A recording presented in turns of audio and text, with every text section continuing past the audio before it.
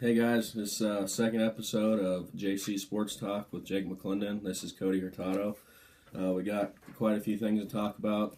Pretty big New Year's weekend for all of sports, actually. Mainly focusing on college football and the NFL. A lot going on now with playoffs in college and NFL playoffs coming up. So we'll get started. We'll start with college football again. You see I'm repping the Bulldogs hat here. Took down OU last night in 2 overtimes. It was a pretty wild game. I don't think most of us expected for there to be over 500 yards of total offense in the first half alone. I thought it was going to be more of a defensive game, especially from Georgia. They did a good job of limiting Baker Mayfield in the second half. But again, like Cody and I were talking earlier, most of that seemed to come from the play calls from the OU sideline. It was nothing compared to the first half. I think there were 2 different Oklahoma teams that we saw in that game, first half to second half.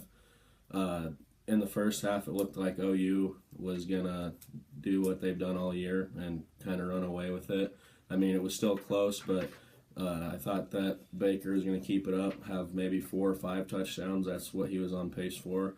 But Georgia came out in the second half, and then in overtime came up big on defense and their special teams, blocking the field goal. So it was an awesome game, one of the best college football games, and especially in the playoff that we've seen. Yeah. Definitely helped the case for the playoff, I think, which I don't know if that's a good or bad thing. I don't really like the current setup. I don't really think you do either. But it helped that case, and I'll let you talk about it some now. All right. Yeah. I mean, OU's my team, so I'm gonna have to rip them a little bit. Their play calling was pretty terrible from my perspective of things. First off, they're up 31-14 with like 8 seconds left in the first half, and they squib kick. They haven't allowed a kickoff return in 5 years or 6 years, and they squib kicked it, let them go down, get 3 points, make it a 2-possession game, and they come out in the second half. Georgia got a stop, then a touchdown, 1-score game. And I think that just gave them a bunch of momentum going into the second half, doing that squib kick. And then it was 3rd and 3, like 3:30 left in the fourth quarter. OU had the ball, up a touchdown, and they run an option to the short side of the field. Didn't run it well, and got stopped, punted. If they get the first down there, that's kind of when the bleed out process starts. Just make them burn timeouts. You run down the clock. And then the last one is they had a 4th and 1 in the first overtime. Touchdown wins the game because Georgia kicked a field goal. And, I mean, I don't think they should have kicked the field goal. You got the best. I don't like that call either. Yeah, you got the best player in college football this year. And 1 yard. Yeah, 1 yard. I think you trust him to get that yard. And you never trust college kickers. Yeah. It's just something you don't do. I mean, the block in the second overtime, I mean, that's just indicative of what happens in college football. I mean, it's liable to happen at any point in time. And like you said, best player in college football this year by far. And, I mean, I think you go for it. I mean, you got to go for it. Oh, yeah, and your defense isn't that good, first of all, but they've been on the field for 4 hours. So, I mean, I don't like it. Overall, it was a good game. Yeah, it was a great game. I still think OU should have came out on top. I still think they're the best team in the country, even after last night. I just think their play calling was atrocious in the second half, like we've been saying. But, I mean, Georgia, Alabama, it's set to be an all-SEC championship, so we'll see. Anything else on that game? Just, got to give kudos to Georgia for Yep. sticking in there, winning the game. All right, so Clemson, Alabama, that was kind of a shocker to me. I was wrong, completely wrong about what was going to happen. Nick Saban is the Bill Belichick of college football. I mean, we just got to say it. He everything worked out perfectly for him this year. Didn't have to face Georgia in the SEC championship game. You still get into the college football playoff, and you end up getting your meeting with Georgia in the championship game. You can't ask for anything more perfect than that for that Alabama team and for Nick Saban, because Georgia's head coach Kirby Smart was on Alabama's staff. So I mean, this is probably exactly what Nick Saban wanted. You know, getting the first matchup in the playoff with Clemson, getting through that, beating Dabo, and then getting to play your former coach that worked under you. So I think for Alabama, it's like the Patriots. They run everything perfectly. I mean, they just know how the system works. Clemson was absolutely shut down. I don't know what happened. I mean, they haven't been big on offense all year, but they've still been able to put up points. And it was just like in the Clemson-Auburn game earlier this year. The final score was 14-6. So, I mean, that's just what happens when you see an actual defense in college football, when they actually step up. And, I mean, the SEC has still proven to us that their defensive side of the ball is second to none, I think. So we'll see Nick Saban in another championship game yet again. Clemson, good season, great run last few years. I love Dabo Swinney. He's just an awesome guy. He's a good Christian coach. But hats off to Nick Saban. You've done it again. Yeah, Bama just completely manhandled Clemson. But probably the biggest difference between this matchup and the past few years that Bama and Clemson have played was no Deshaun Watson. Yep. Past 2 years, Deshaun Watson torched them, even though they lost once, but still torched them. And, I mean, they struggled to move the ball and put up points. It's like we said, it just takes a good quarterback. I think that's all it takes. And then you have that stellar defense, and that's all it takes. Kelly Bryant is a decent quarterback from Clemson, but he's definitely no Deshaun Watson. No. And, I mean, no matter how hard you try to make him be like that, I don't think it's ever going to happen. Before we go to our picks for the Bama-Georgia game, we had a shout-out UCF beating Auburn. I mean, we doubted them. We doubted them. I think everybody doubted them. Yeah. And something that kind of sticks out to me is Frost is going to be the next Chris Peterson. For those of you who don't know, he was the Boise State head coach when they, like we talked in the last episode, made that run, beat OU in the Fiesta Bowl. But after that, Peterson is now the head coach at Washington. As some of you might know, last year Washington made the college football playoff as the 4th seed. If everything is like I'm seeing it's going to be, Frost and Nebraska will be in the college football playoff in the next 3 years. Mark my words. He's going to be the next Chris Peterson. So we'll move on to Georgia-Alabama picks.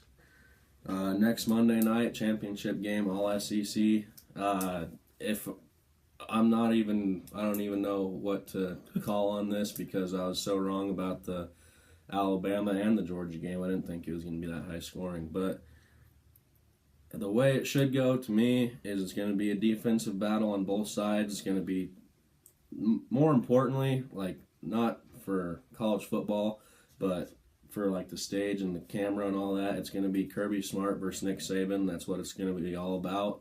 Both of them big defense guys. A lot of rushing, a lot of deflections, a lot of picks, hopefully sacks. So I think it's going to be very, very low scoring.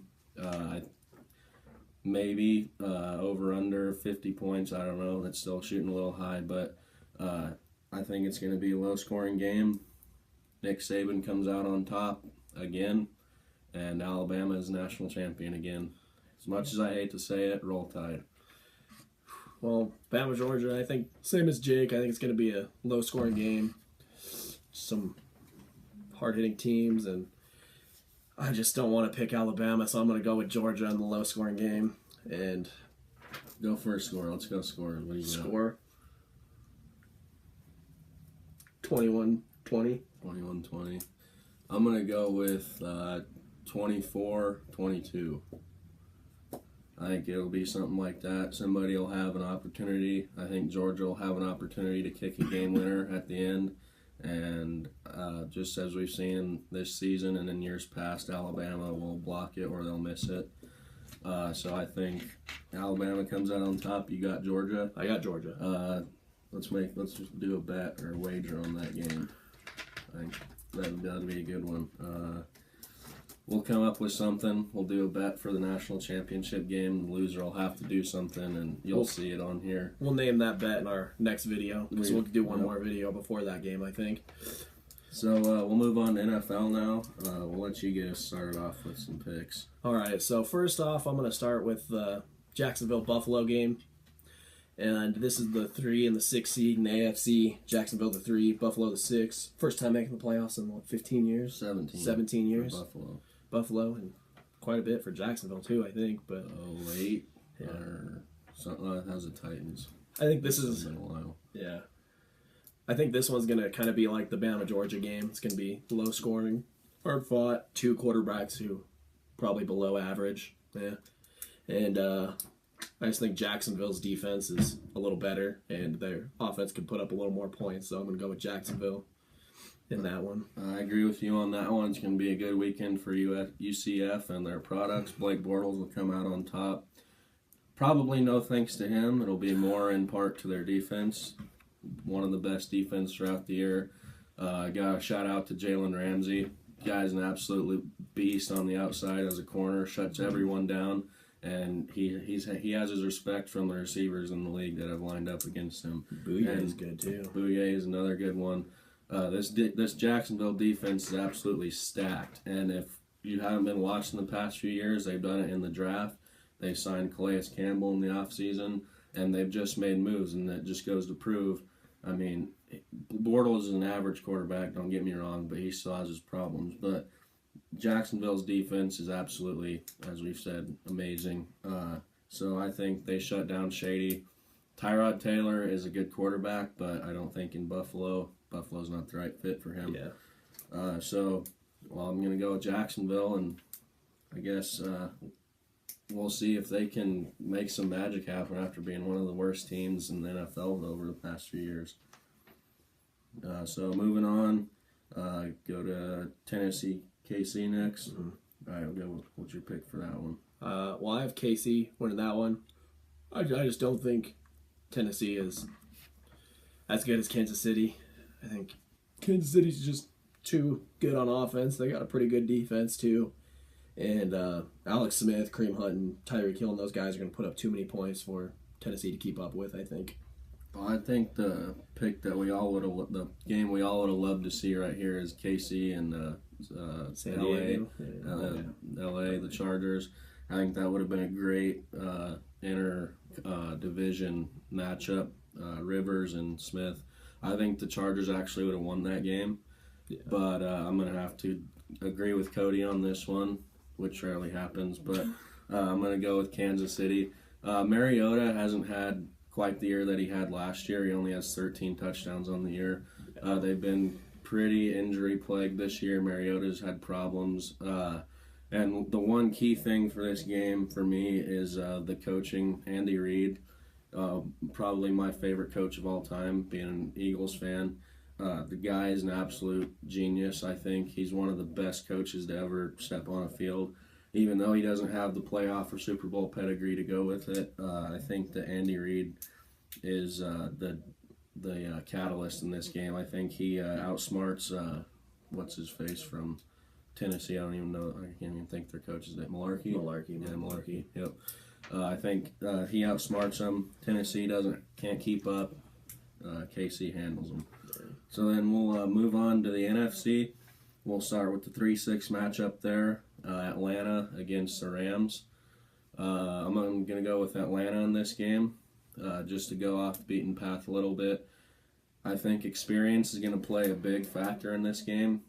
Goff, second-year guy, not a lot of experience. McVay, their coach, not a lot of experience.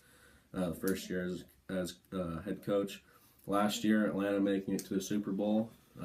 We all know the result of that, but I think they're still a hungry team. I think they'll still look for a way to get this done and beat the Rams, even though it's in LA.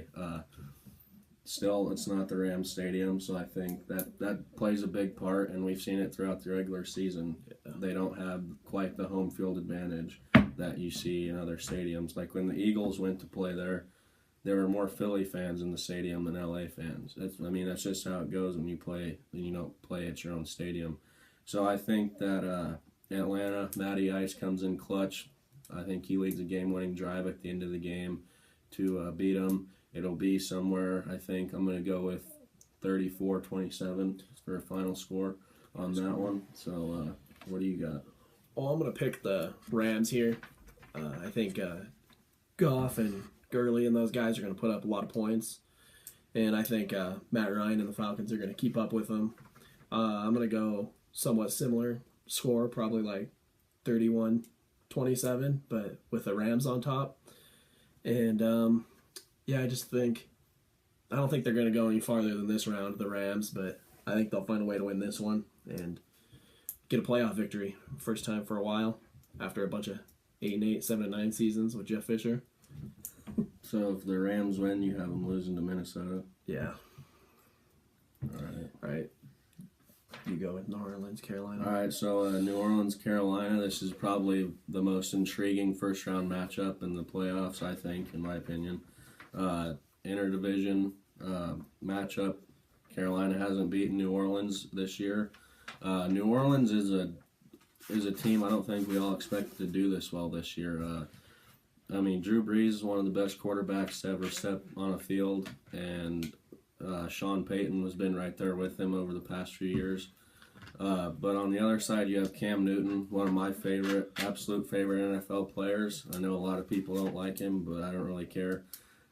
He's a dual threat to the core.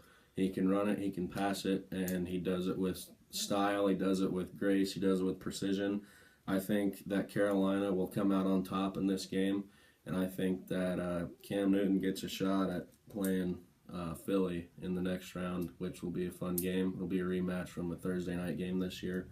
So even though New Orleans has that dual attack in the backfield of Ingram and Kamara, I think Carolina finds a way to get it done. They have a weapon in Christian McCaffrey. I think he will be a big part in that game. They'll utilize him just because in these playoff games you have to change your game plan, your game style a lot because, as I said, they've seen each other already twice this year. So they're going to have to look to switch things up, do things a little bit differently, look for McCaffrey catching a lot of passes out of the backfield, look for a couple of options to get Cam out in the open, get some downfield runs. I'm going to go with Carolina 24-20. Yeah, this is a good matchup. You said that New Orleans beat them both times this year, but I picked Carolina as my Super Bowl pick, so I got to roll with Carolina here. And I think they're going to beat them easier than most people think. I'm going to go 27-14, Carolina. I think Cam's just going to have a good, solid game. Their defense is going to step up. In the dome, too. In the dome. All right. I think it's going to be closer than that, but all right. Yep. So after those picks, we would have a Kansas City, New England, and Jacksonville, Pittsburgh matchup. So I guess yours would be Carolina, Minnesota, Atlanta, Philly, and then mine would be Carolina, Philly. Yeah, that's right. Rams, Minnesota. So we'll see. The first round should be a good one. A lot of uncertainty in the AFC. We know kind of what we're getting from the NFC. It's just a matter of dog eat dog, I guess, who can come out on top. So sticking with the NFL, we're going to talk about the coaching vacancies. We have a lot of them now. We have the Colts, the Lions, the Bears, the Cardinals, the Raiders, and the Giants. So 6 jobs potentially open right now. We think the Raiders, we all think Gruden. Signs are pointing to John Gruden, which would open up an interesting opportunity for who should fill in on Monday Night Football. I've heard a few names thrown around, Mike Tomlin maybe, Phillip Rivers if he retires, but no matter who it is, I think that you can't Replace Gruden. It's just not going to happen. The dude is a freaking genius when it comes to football. He knows everything. He knows where to be, when to be there, what's going to happen. He knows everything about the game. And if you watch Monday Night Football, you know about the Gruden QB camp. You know, he sits down with these guys and he really gets into their head. You know, he doesn't just sit there and talk to them. He gets there and gets into their head and asks them, you know, what do you do here? What are you going to do here? What are you going to do here? What are you going to do if this happens? So, you know, whatever happens, you can't replace Gruden on camera or on the field. The dude is a one of a kind. So that'll be interesting. But going to the coaching vacancies, what job sticks out the most to you? Gosh, I don't know. Maybe the Indy job. I think there'd be a lot of people intrigued to go coach Andrew Luck. I mean, he's had a pretty bad front office and stuff with him ever since he's been in the league. And his first 3 years, he went 11-5. And if he can be healthy next year and they get the right coach, I think they can make some noise. Well, the job that sticks out the most to me is the Chicago job. I mean, it may not sound like it right now, but this year they lost a lot of people to injury. But they have a young, talented quarterback in Trubisky. A lot of people are still uncertain about him, but I like the guy. I think he's got a lot of talent.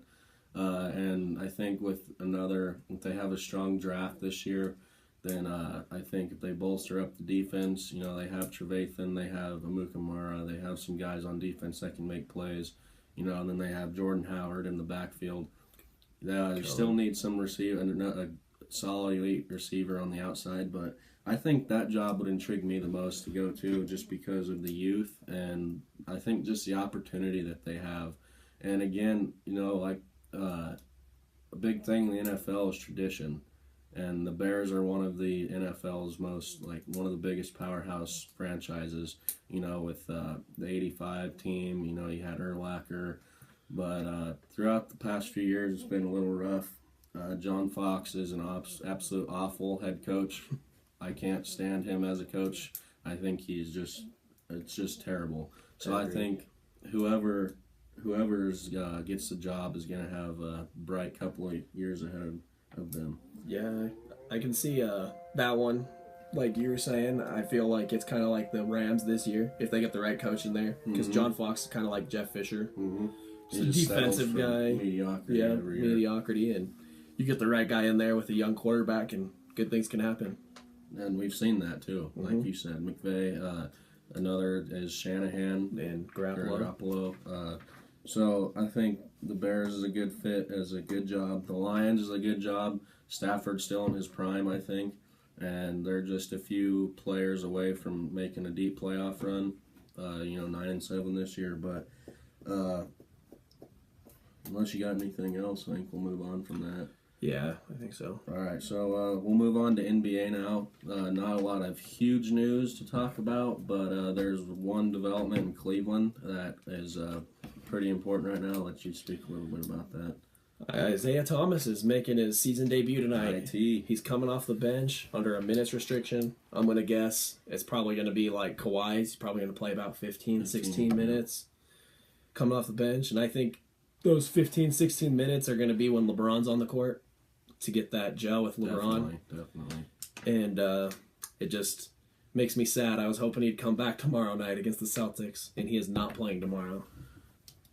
One thing, don't discredit Tyronn Lue. I think a lot of people think that he's not quite the NBA head coach type just because LeBron, it's the same way it was with Kobe. Even though they had Phil Jackson, so it wasn't said about him. But after that, when they had those coaches, Brian Shaw, Byron Scott, those guys, that's just how it works when you have a superstar like that changes the game. But don't sleep on Tyronn Lue. I think when IT comes back fully, we'll get a glimpse of it tonight, but I think when he comes back and returns to full minutes, I think that he will find the perfect way to fit him in there. He's already got D-Wade running the second team. Mm-hmm. He already got just guys that know how to play, and he knows where to put him at. So I think don't sleep on Tyronn Lue. Just give him some credit for what he's done, and you'll see what they do when IT comes back. One thing we forgot about the NFL. We'll go back to that. The NFL draft that's coming up with the college season winding down. There's a lot of uncertainty right now, even though the stock this year is pretty high. If you ask me, we got 3-4 excellent quarterbacks, I think. In my opinion, it's Rosen, Allen, Mayfield, and Darnold. I've never been a big fan of Darnold. Coming out of high school, you watch him the other night against an outstanding Ohio State defense, maybe even NFL caliber defense. I mean, I'm not saying disrespect to any NFL teams, but Ohio State has an excellent defense, and they kind of exposed Darnold the other night, and which I thought was going to happen. But the NFL draft should be interesting. I think that the Giants end up with Rosen. I think Eli Manning will end up in Jacksonville with Tom Coughlin again. And then I think Baker Mayfield will end up in New York, the Jets. I think that's the best fit for him, albeit whether it's a sixth pick, which I don't think he should go that high, or if it's in the second round. But the Browns, come on, man. You got to do something this year. You got to get something. You got 2 top 4 picks. 2 top 4 picks. Top 4. Top 4. You got to utilize that, man. I mean, if you screw it up this year, there's no hope. The Browns ain't winning another game ever again. Yeah, the Browns have been bad. I think I'm not high on Darnold either, but I think he's probably going to go 1 to the Browns. I think so. Especially the Browns. Rosen doesn't want to play for the Browns. No. I mean, can't blame the kid. I think we'll see a lot of the same thing that we saw in the Eli and Phillip Rivers situation. This is exactly what it reminds me of. Rivers didn't want to. There was the other way around. Rivers didn't want to play in New York. New York, I think. Yeah. So I think it'll be like that. Rosen doesn't want to go to Cleveland.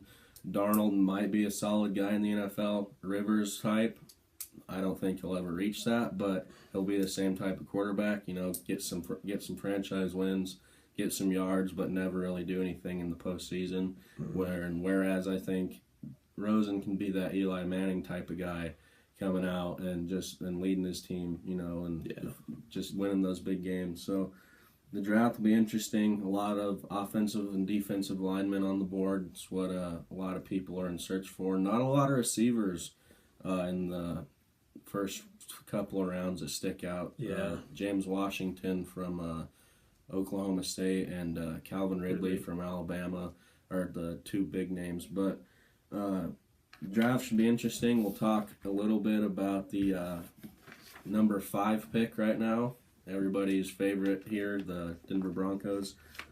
Some drafts we saw had them taking Saquon Barkley, the running back out of Penn State, which, in my opinion, he's one of the best running backs to come out of college since Adrian Peterson. Todd Gurley, you know, he's an absolute monster.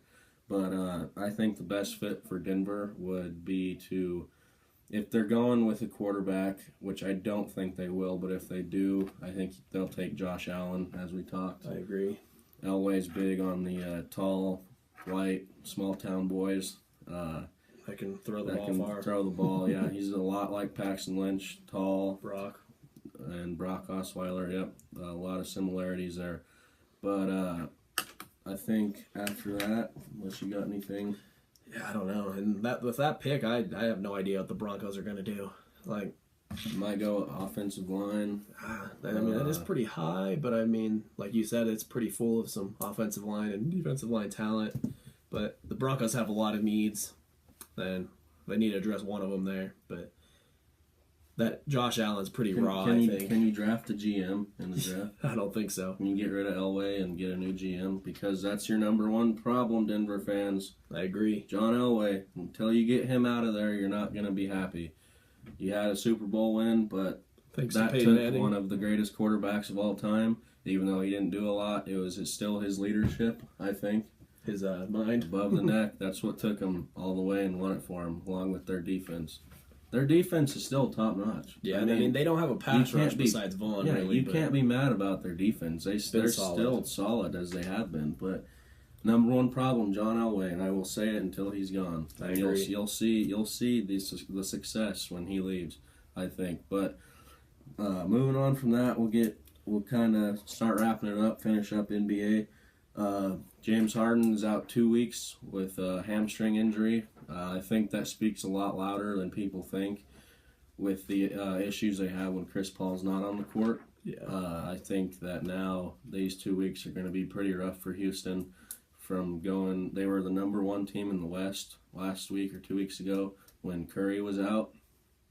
Steph's back, Harden's out, Paul's uncertain. They're probably going to plummet They're going to slip quite a bit now with Harden out. I think they'll be fine when he comes back, though, with Chris Paul. Like you were saying, they just played really well together. And they Number know one offense when those two are on the floor. You know, they won 14 straight with Paul healthy. That's what I called before the year. I knew that those two would be able to play together, and if those two are healthy at the same time, I think they can take down Golden State.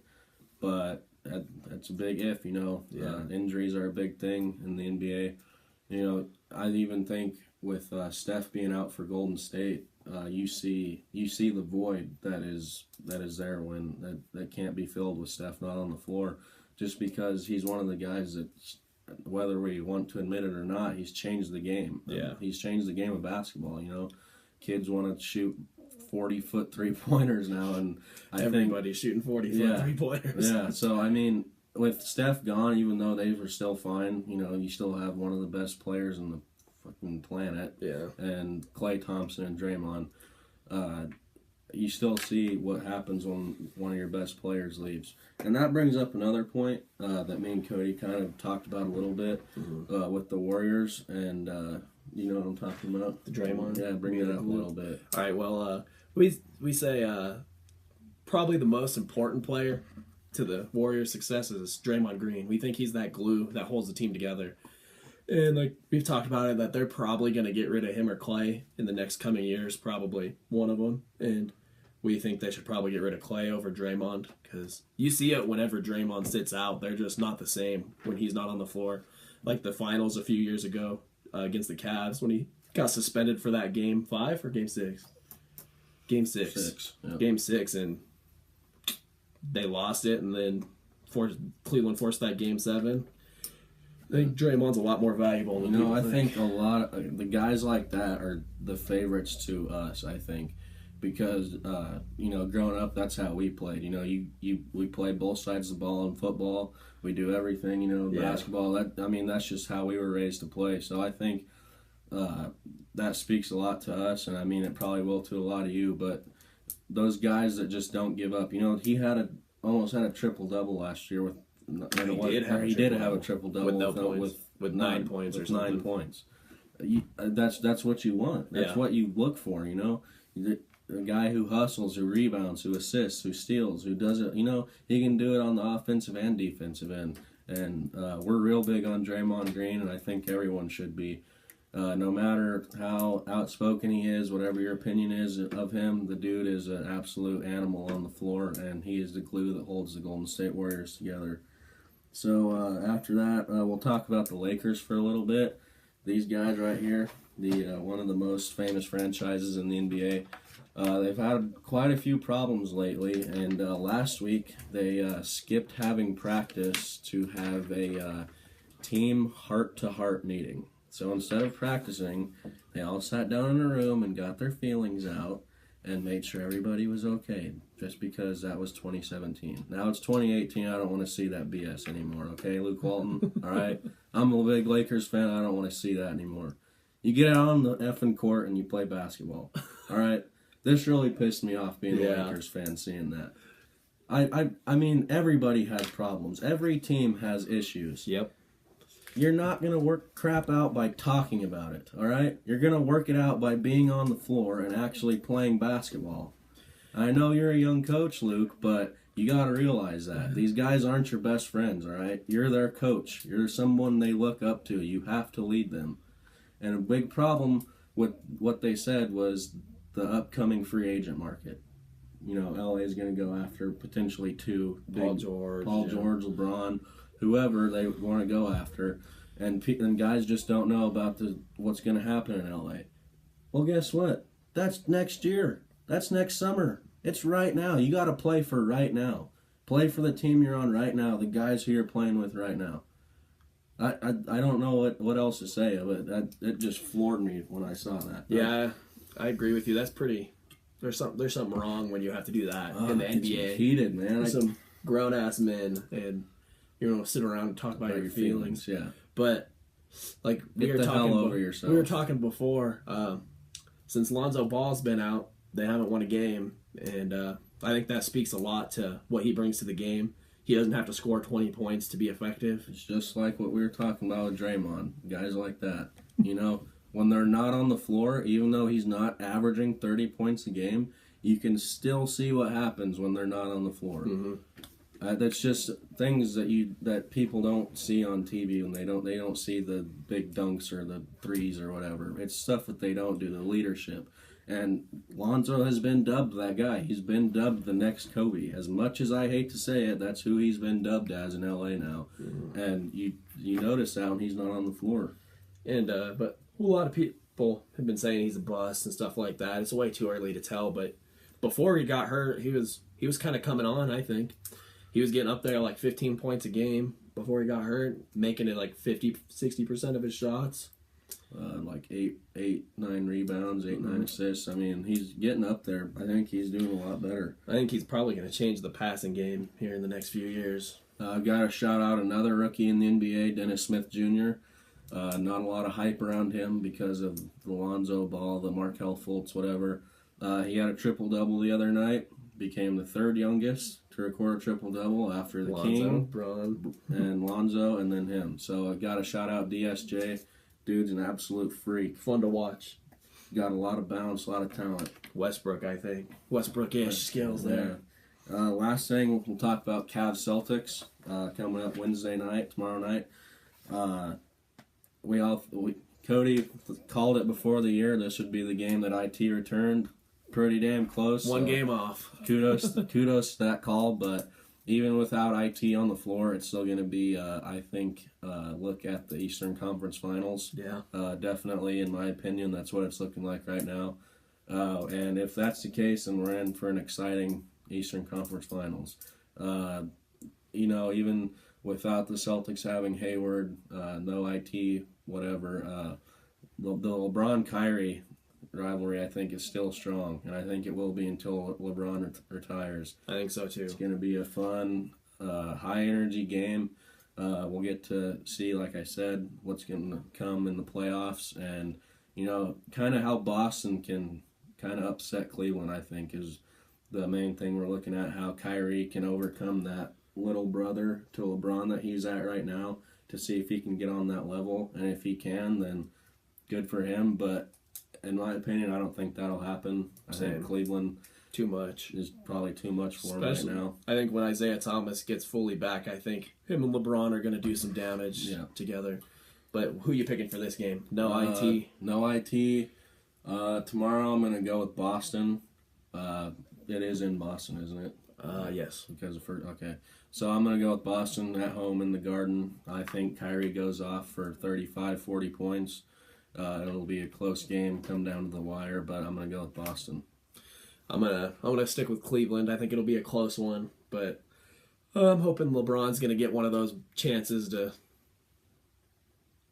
prove if he's clutch or not there at the end. See if he can make a big shot, big dunk, something. Yeah. All right, guys. Well, sorry for the little longer video here. Had a lot of stuff to cover. It's not like you have anything to do anyway. Sit down and watch it. Yep. All right, we'll get another video out here in the next few days, and thanks for watching. Like, comment, subscribe. Everything. Share our video on Facebook. Get our names out there. Anything helps. Whatever you guys can do, we greatly appreciate it. All right, Thank you. Thank you.